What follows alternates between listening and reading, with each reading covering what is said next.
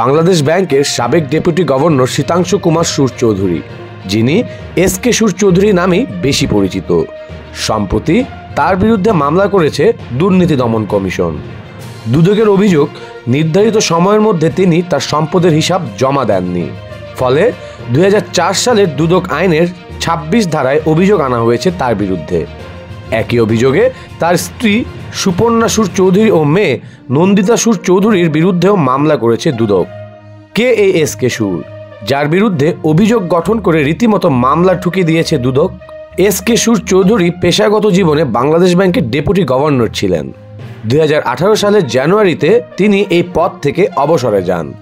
এরপর দায়িত্ব পালন করেন বাংলাদেশ ব্যাংকের উপদেষ্টা হিসেবে। বর্তমানে তিনি অবসরে রয়েছেন। এস.কে সুর চৌধুরী 1981 সালে সরাসরি প্রথম শ্রেণীর কর্মকর্তা হিসেবে কেন্দ্রীয় ব্যাংকে যোগদানের পর বিভিন্ন বিভাগে বিভিন্ন পদমর্যাদায় দায়িত্ব পালন করেছেন। আর্থিক খাতের নীতিমালা প্রণয়ন, তদারক ও আর্থিক স্থিতিশীলতা সংরক্ষণ, বৈদেশিক মুদ্রার রিজার্ভ ব্যবস্থাপনা, আর্থিক অন্তর্ভুক্তি ও টেকসই অর্থায়নে রয়েছে তার দীর্ঘ অভিজ্ঞতা।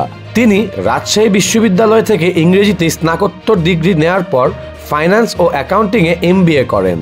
তার জন্মস্থান নাটোর জেলার লালপুর উপজেলার দয়ারামপুর গ্রামে। আর্থিক কেলেঙ্কারিতে এবারই প্রথম এস.কে সুরের নাম আলোচনায় এসেছে এমন নয়। এর আগেও যখন তিনি কেন্দ্রীয় ব্যাংকের ডেপুটি গভর্নর ছিলেন, তখনই তার বিরুদ্ধে অভিযোগ উঠেছিল অর্থ পাচারে সহযোগিতা করার। এছাড়া তার বিরুদ্ধে অভিযোগ আছে যে বহুল আলোচিত NRB গ্লোবাল ব্যাংকের সাবেক ব্যবস্থাপনা পরিচালক প্রশান্ত কুমার হালদার ওরফে PK হালদারের ঋণ কেলেঙ্কারির ঘটনায় তিনি সহযোগিতা করেছেন ও সুবিধা নিয়েছেন। PK হালদারের আর্থিক কেলেঙ্কারিতে নাম আসায় 2021 সালের জুলাইয়ে এস.কে সুর ও তার স্ত্রীর ব্যাংক হিসাব অবরুদ্ধের আদেশ দেয় NBR। ওই বছরই হাইকোর্ট এক আদেশে প্রশ্ন তোলে এস.কে সুর চৌধুরীকে কেন গ্রেপ্তার করা হচ্ছে না। 2022 সালে এস.কে সুরের বিরুদ্ধে অনুসন্ধান শুরু করে দুদক। ওই বছরের মার্চে তাকে দুদকে তলব করা হয়। সে সময় দুদকের জিজ্ঞাসাবাদে হাজির হওয়ার পর তাকে আর প্রকাশ্যে দেখা যায়নি। তিনি কোথায় আছেন, কি করছেন, সেই বিষয়টিও জানা যায়নি।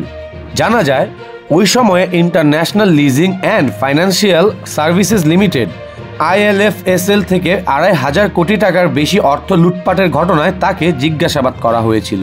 এর ধারাবাহিকতায় গত বছরের আগস্ট মাসে এস.কে সুর ও তার পরিবারের ব্যাংক লেনদেনের তথ্য চেয়ে ব্যাংক ও আর্থিক প্রতিষ্ঠান চিঠি দেয় দুদক।